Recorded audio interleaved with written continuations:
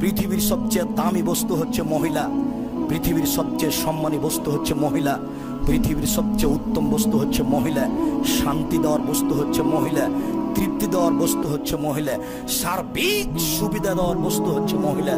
মহিলাই সারাদিন রান্না বান্না করার পরে কারেন্ট না থাকলে আপনাকে বাতাস, পাক হাতে এক হাতে বাতাস করে আর এক হাতে খাদ্য পানি আপনার মুখে তুলে দেয়। এই হলো মহিলা। মহিলাকে আপনি চিনেন, মাথায় গোবর আছে, এই জন্য আপনি তাকে চাকরি করতে পাঠিয়েছেন। ও চাকরি করতে যাবে কেন?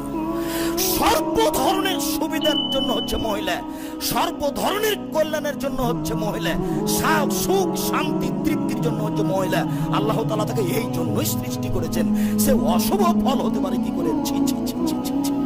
মানুষের আচরণ, মানুষের চরিত্র, মানুষের জ্ঞান গরিমা নিচে নামতে নামতে এত খারাপ হয়ে গেছে, অশুভ কাজটাকে নিয়ে চলে গেছে মহিলাদের কাছে। অশুভ ফল গ্রহণ করা হারাম, কাবিরা গুনাহ। আবু হুরায়রা রাদিয়াল্লাহু তাআলা আনহু বলেন, রাসূল সাল্লাল্লাহু আলাইহি সাল্লাম বলেছেন, আরবাউন ফি উম্মতি মিন আমরিল জাহেলিয়া, চারটা কাজে আমার উম্মতে শিরক করে, চারটা কাজ রয়েছে জাহেলিয়াতের যুগের কাজ, বন্যতার যুগের কাজ, বর্বরতার কাজ, যুগের কাজ। তার একটা হলো as-sahabu fi al-fakhru fis sahabe, বংশের অহংকার করা, বংশের অহংকার করা, ছেলে মেয়ের অহংকার করা। কেন চিনেন না? অমুক বংশের আমি। কেন আপনি আমাকে চিনেন না? ওই যে আমার ছেলে ঢাকা বিশ্ববিদ্যালয়ে পড়ে, ওই যে গোল্ডেন পেয়েছে। সব কথা হচ্ছে এটা জাহেলিয়াতের যুগের। এটাই নোংরামি, এটাই বোকামি, এটাই অহংকার, এটাই তাকে ধ্বংসের দিকে টেনে নিয়ে গেছে। আর যখন মানুষকে মানুষের সামনে পেশ করা হচ্ছে, তখন একবারে বংশের নাম উল্লেখ করে কত প্রশংসা সহকারে যে বলছে অমুকের অমুক গাজী, কি যে বলছে সে নিজেও বুঝে না। অথচ আল্লাহ নবী বলছেন, কেউ যদি কারো মুখের সামনে প্রশংসা করে, তাহলে যে করছে তার মুখের উপরে মারো মাটি ছুড়ে, এবং যার করা হলো তার কোমরকে ভেঙে দেওয়া হলো, ও ধ্বংস হয়ে গেল। ও যদি একটু মনে করে যে ভালোই বলেছে, তাহলে আর জান্নাতে যাবে না। ভালোই বলেছে বা যদি একটু খুশি হয়, তাহলে আর জান্নাতে যাবে না।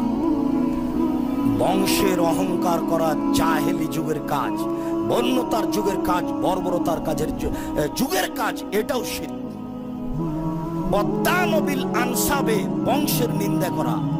ওই তো এই বংশের অমুক বংশের লোক, ওকে চিনো না? ছোট লোক বংশ। ধনী হলে কি হবে? 12 বছর তার ছোট লোকই যায় না। ও তো সব নিম্ন শ্রেণীর মানুষ, ও তো তার বংশ খারাপ। এই কথাটা হচ্ছে জাহেলিয়াতের যুগের কাজ। এটা নোংরামি, এটা বর্বরতা, এটা অসভ্যতা, যেটা এখন মানুষ করছে। ওটা যেমন করছে, এটা তেমন করছে। এরপরে রাসূল সাল্লাল্লাহু আলাইহি ওয়াসাল্লাম বলছেন, অলিস্তিসকাউ বিন নুজুমে, তারকার মাধ্যমে বৃষ্টি হবে, এই সিদ্ধান্ত এরকম হিসাব করা হচ্ছে। শিরক, এই তারা উঠলে এরকম হয়, এই তারা ডুবলে এরকম হয়, এই সিদ্ধান্ত হচ্ছে শিরক। অন্যেহা, আর মানুষজন মরলে, খালা ফুফু মা চাচি বাপ দাদা মরলে চিৎকার করে কান্নাকাটি করা হচ্ছে জাহেলি কাজ, বন্যতার যুগের কাজ। এইখানে যেটা রয়েছে সেটা হলো তারকার মাধ্যমে পানির হিসাব করা শিরক। আবু হুরায়রা রাদিয়াল্লাহু তাআলা আনহু বলেন, রাসূল সাল্লাল্লাহু আলাইহি সাল্লাম বলেছেন, লা আদাওয়া ওয়ালা হামা ওয়ালা সাফারা, একজনের রোগ আরেকজনের রোগ কাছে চলে যায়, এই কথাটা ইসলামে নেই। এই কথা বলাই শিরক। সংক্রামক ব্যাধি, রোগ, এই কথাটা বলাটাই শিরক। একজনের রোগ আরেকজনের কাছে চলে যায়। আল্লাহ রাসূল বলছেন, যাকে প্রথমে হলো সেটা কিভাবে হলো? ওটা কোথা থেকে আসলো? এরপরে বলছেন, ওয়ালা হাম, পেঁচা পাখি মানুষের ক্ষতি করতে পারে, এই ধারণা হচ্ছে শিরক। ওয়ালা সাফারা, মানুষের পেটে ব্যথা হয়, সাপ আছে ছোট ছোট, এই কারণে ব্যথা হয়, এই ধারণা শিরক। ওয়ালা নেওয়া, তারার মাধ্যমে মানুষ পানি চাইতে পারে, পানি হতে পারে, এই ধারণা শিরক। ওয়ালা গুলা, যে ভূত প্রেরত বলে কিছু আছে, এই ধারণা শিরক। ভূত প্রেরত বলে কোনো কিছু নেই, পেঁচা পাখি ক্ষতি করতে পারে এই কথা বলে কিছু নেই, পেটের এই অসুখ বলে কোনো কিছু নাই।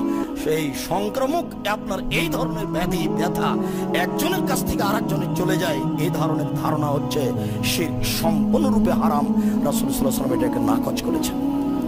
সম্মানিত দিনী ভাই, পীর, ফকির, অলি, দরবেশ, কুতুব, গাউস, আস্তানা, কবর, মাজার, শামুক, কড়ি, আপনার রিং, তাগা, বালা, দিবস, যে কোনো মাধ্যমে আপনি যদি বরকত আছে মনে করেন, কল্যাণ হাসিল করতে যান, তাহলে শিরক। যে কোনো দিনে যদি কল্যাণ আছে এই কথা মনে করেন, তাহলে শিরক। এই কথাটা স্পষ্ট করার আমি প্রাণপণে চেষ্টা করছি। আলোচনার সবচেয়ে যেটা গুরুত্বপূর্ণ অংশ সেটা হচ্ছে এই অংশ, আপনি খেয়াল করবেন।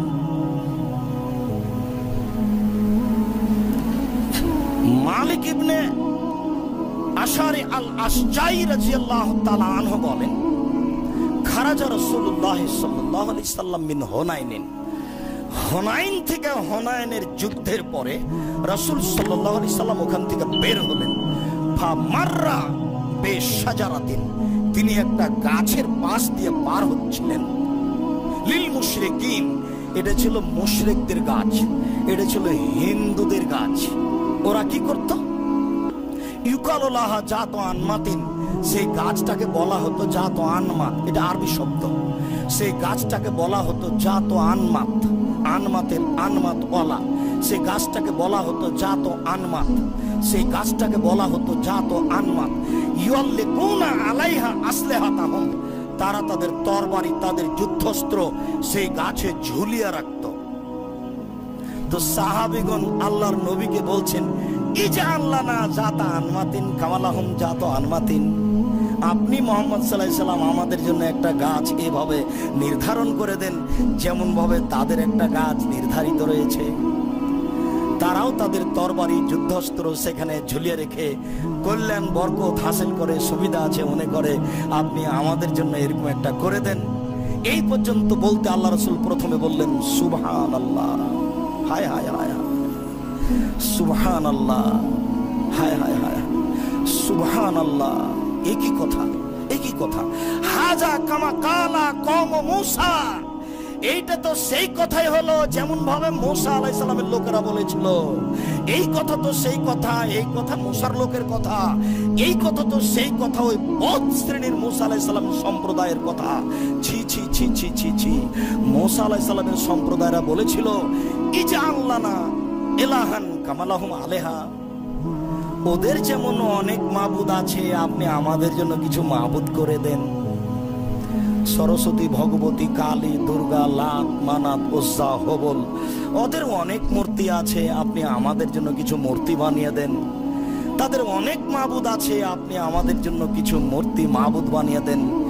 এইটুকু বলার পর আল্লাহ রাসূল বলছেন যে ওয়াল্লাযী নাফসি বিয়াদিহি, আল্লাহর কসম, ওয়াল্লাযী নাফসি বিয়াদিহি, আল্লাহর কসম, লা তারকাবুন্না সুন্নাতা মান কানা কাবলাকুম, পূর্বের লোকেরা যেসব আচরণ করেছে শিরকে বিদআতে, তোমরাও তাই করবে।